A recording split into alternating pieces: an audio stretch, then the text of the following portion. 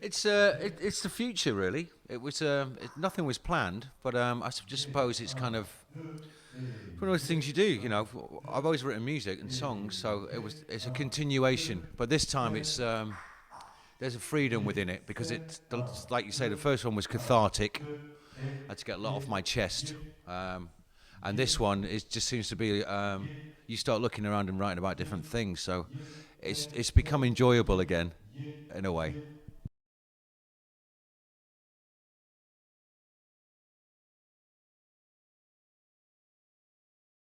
I mean, this lineup is we've just our last show of our European tour, our first leg of our European tour. But this band's just amazing. I mean, practically a super group. Oh yeah, yeah, it's a great band. One of the best things about it is just everyone gets on. Just perfect gentleman to be around. Makes it a lot easier. It does. Yeah. A lot of fun, Yeah.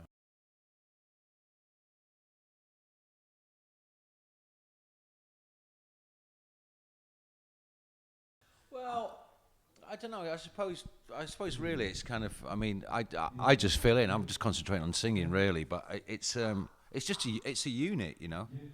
It is kind of a wall of sound. It's a very sort of very much a rock band. So I suppose when you see it in full flight, it becomes relevant, you know.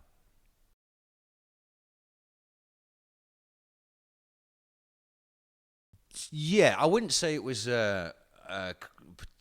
consciously crafted, but it's definitely I don't know what you would say.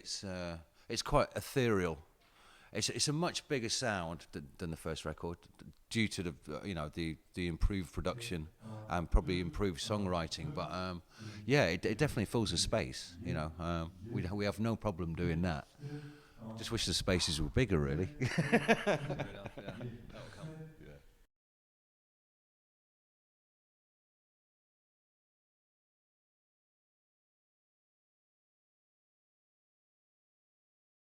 Yeah, I mean, what I've learned from the past is, I mean, I think you can make as many records as you want, but I think you've got to sort of, the difference is becoming a fucking shit hot live band.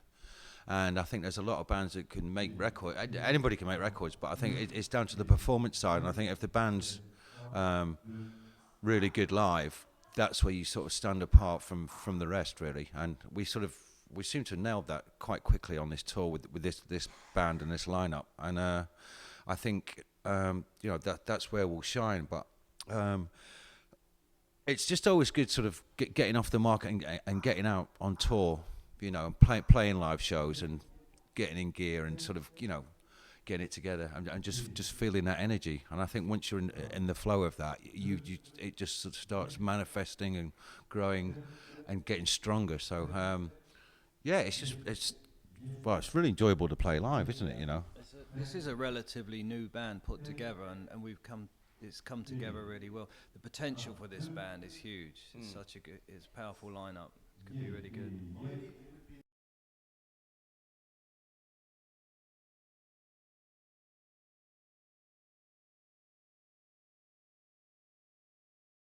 Well, yeah, Some known, some not. yeah. Well, obviously yours truly from Placebo, and then my left-hand man, Perry Beaumonte, ex-Cure, Giz, but our lead guitarist was ex-Prodigy. Donald Ross Skinner, our rhythm and lead guitarist, was ex-Julian Cope, and Ravi Casseveram. Kasavaram um, is well, he still is functioning with My Vitriol. So all very good artists and good bands, but as individual musicians, world class, really. So yeah, it's a great unit. Like Perry said, we just get on. There's a level. We all know how to do it, and we all know how to sort of handle the road and stuff. So a lot of that work is already done. It just falls into place, really. It's it's a huge blessing,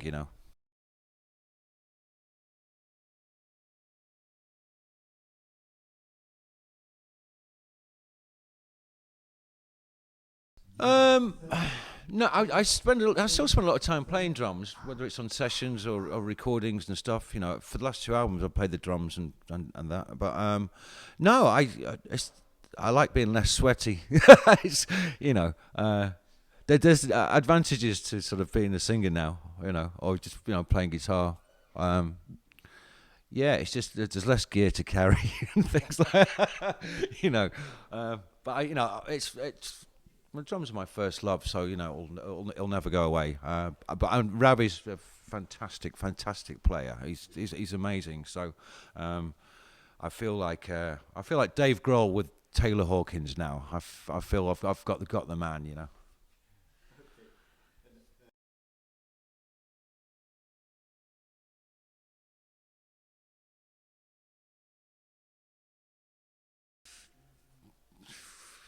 It's a difficult question, but I mean, I've always been in it for the love of music, essentially. So, um, me, I'd have no problem really. You know, it'd be great. Probably more for the fans than it would be for the three of us. But I'll tell you now, that phone call is not going to happen.